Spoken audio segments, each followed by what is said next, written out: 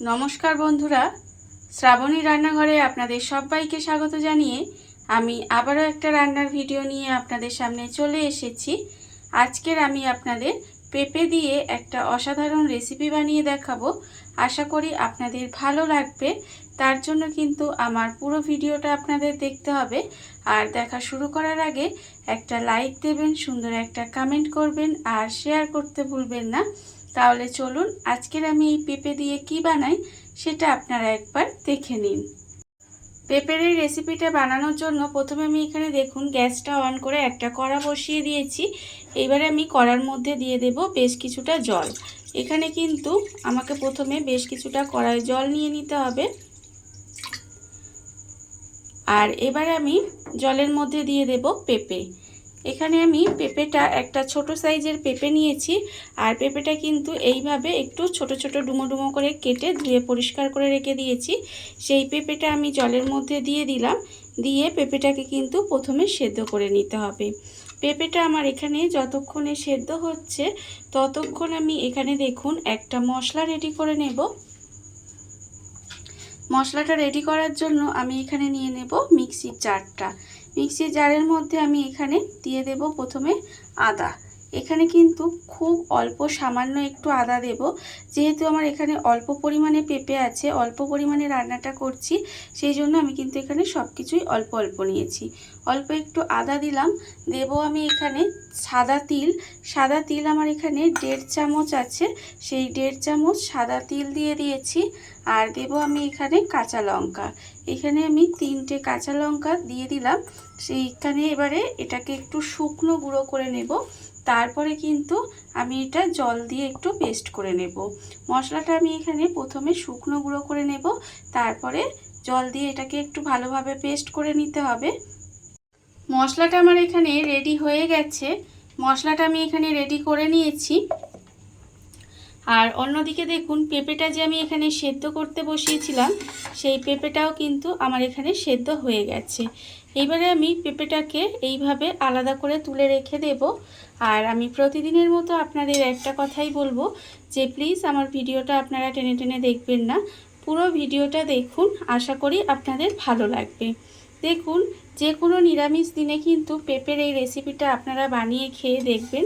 খেতে কিন্তু অসম্ভব সুন্দর হয়। খুব সহজেই পেঁপের রেসিপিটা বানানো হয়ে যায় আর খুব তাড়াতাড়িও হয়ে যায়। খেতে কিন্তু ভীষণ সুন্দর লাগে। দেখুন পেঁপেটা কিন্তু আমি এখানে এইভাবে তুলে রেখে দেব। পেঁপেটা আমি এখানে আলাদা করে তুলে রেখে দিয়েছি। আর অন্যদিকে দেখুন গ্যাসটা অন করে আবারও কড়াটা ধুয়ে বসিয়ে দিয়েছি। এবারে আমি কড়ার মধ্যে দিয়ে দেব সর্ষের তেল। এখানে কিন্তু আমি রান্নাটা সর্ষের তেলে করব। আপনারা কিন্তু চাইলে যে কোনো রান্নার তেলে করতে পারেন। তেলটা এবার প্রথমে একটু গরম করে নিতে হবে। তেলটা যখন গরম হয়ে যাবে, দেখুন তেলটা কিন্তু এখানে প্রায় গরম হয়ে গেছে। এবারে তেলটা যখন গরম হয়ে যাবে তখন আমি এর মধ্যে দিয়ে দেব 2টো তেজপাতা। আর দেব আমি এখানে 2টো ছোটো এলাচ আর 2টো লবঙ্গ। আপনারা চাইলে এর মধ্যে খুব অল্প সামান্য একটু দারচিনিও দিতে পারেন। এবারে তেজপাতা আর ছোটো এলাচ আর লবঙ্গটা একটু তেলের মধ্যে ভাজা ভাজা করে নিয়েছি। এবার আমি এর মধ্যে দিয়ে দেব টমেটো কুচি। এখানে আমি একটা মাঝারি সাইজের টমেটোর আধখানা আমি এখানে ব্যবহার করেছি। যেহেতু আমার এখানে পেঁপেটা কম আছে, সেই জন্য কিন্তু এইভাবে আমি আধখানা টমেটোকে ছোটো ছোটো কুচি করে নিয়েছি। সেই টমেটোটা আমি তেলের মধ্যে দিয়ে দিলাম। তেলের মধ্যে দিয়ে একটু তেলের মধ্যে নাড়াচাড়া করে নেব। আর আমি এই সময় দিয়ে দেব, এখানে আমি রেখেছি আন্দাজ মতো নুন আছে, আমার এখানে 1/2 চামচ চিনি, আর এখানে আছে 1/2 চামচ কাশ্মীরি লঙ্কার গুঁড়ো। সেই সমস্ত গুঁড়ো মশলাগুলো এর মধ্যে দিয়ে দিলাম। দিয়ে খুব ভালোভাবে মিশিয়ে নেব। মিশিয়ে নিয়ে এইভাবে একটু সময় রান্না করে নেব। দেখুন যাতে টমেটোটা একটু নরম হয়ে যায়। নুনটা দেওয়ার কারণে কিন্তু টমেটোটা নরম হয়ে যাবে। দিয়ে একটু মশলাটাকে এইভাবে খুব ভালোভাবে কষিয়ে নিতে হবে। আর এই সময় কিন্তু গ্যাসটা লোতে দিয়ে রাখবেন। লোতে দিয়ে রেখে এইভাবে একটু মশলাটাকে কষিয়ে নিতে হবে। মশলাটা আমার এখানে কষানো হয়ে গেছে। মশলাটা দেখুন আমি এখানে 1 মিনিট মতো এইভাবে একটু কষিয়ে নিয়েছি। এর ফলে দেখুন যে টমেটোটা ছিল সেটাও কিন্তু একেবারে গলে গেছে। এইবারে আমি এর মধ্যে দিয়ে দেব, এখানে আমি যে আগে থেকে আদা, কাঁচা লঙ্কা আর তিল বাটাটা এখানে বেটে রেখেছিলাম সেটাও কিন্তু এইখানে দিয়ে দিলাম। দিয়ে খুব ভালোভাবে আবারও মশলাটা একটু সময় কষিয়ে নেব। মশলাটা কিন্তু খুব ভালোভাবে আবারও কষিয়ে নিতে হবে যাতে মশলা থেকে তেলটা ছেড়ে দেয়। যতক্ষণ না পর্যন্ত মশলা থেকে তেলটা ছেড়ে দেয় ততক্ষণ কিন্তু আমি এইভাবে একটু সময় কষিয়ে নেব। এই রান্নাটা খেতে কিন্তু অসম্ভব সুন্দর হয়। আপনারা ভাত কিংবা রুটি যে কোনো কিছুর সাথেই কিন্তু এটা খেতে পারেন, খেতে ভীষণ ভালো লাগে। এমনকি যারা পেঁপে খায় না বা পেঁপে খেতে ভালোবাসে না তাদেরও যদি আপনি রান্নাটা এইভাবে বানিয়ে দেন তারাও কিন্তু হাত চেটেপুটে খেয়ে নেবে। দেখুন আমি কিন্তু মশলাটা এইভাবে একটু সময় কষিয়ে নেব। মশলা আমার কষানো হয়ে গেছে, মশলা থেকে দেখুন তেলটাও কিন্তু ছেড়ে দিয়েছে। যখন ঠিক এইভাবে মশলাটা কষানো হয়ে যাবে তখন আমি এর মধ্যে দিয়ে দেব যে পেঁপেটা আমি আগে থেকে সেদ্ধ করে রেখেছিলাম, সেই পেঁপেটা কিন্তু আমি এখানে দিয়ে দিলাম। পেঁপেটা দিয়ে খুব ভালোভাবে মশলার সঙ্গে কষিয়ে নেব যাতে মশলার সঙ্গে পেঁপেটা সুন্দরভাবে কষানো হয়ে যায়। ঠিক এইভাবে কিন্তু একটু সময় মশলার সঙ্গে পেঁপেটাকে খুব ভালোভাবে কষিয়ে নিতে হবে। এই ধরুন 2 থেকে 3 মিনিট মতো আমি এইভাবে একটু মশলার সঙ্গে পেঁপেটাকে খুব ভালোভাবে একটু রান্না করে নেব। মশলার সঙ্গে সেদ্ধ পেঁপেটা দিয়ে কিন্তু খুব ভালোভাবে একটু এইভাবে কষিয়ে নিয়েছি, কষানো হয়ে গেছে। এইবারে আমি এর মধ্যে দিয়ে দেব জল। মিক্সির মধ্যে অনেকটা মশলা লেগেছিল, সেই মশলাটা ধুয়ে কিন্তু আমি এখানে অল্প সামান্য একটু জল দিয়ে দিলাম। যেহেতু পেঁপেটা আগে থেকে আমি সেদ্ধ করে রেখেছি সেই জন্য এখানে কিন্তু আর বেশি জল দেব না, জল বেশি দেওয়ার দরকার নেই।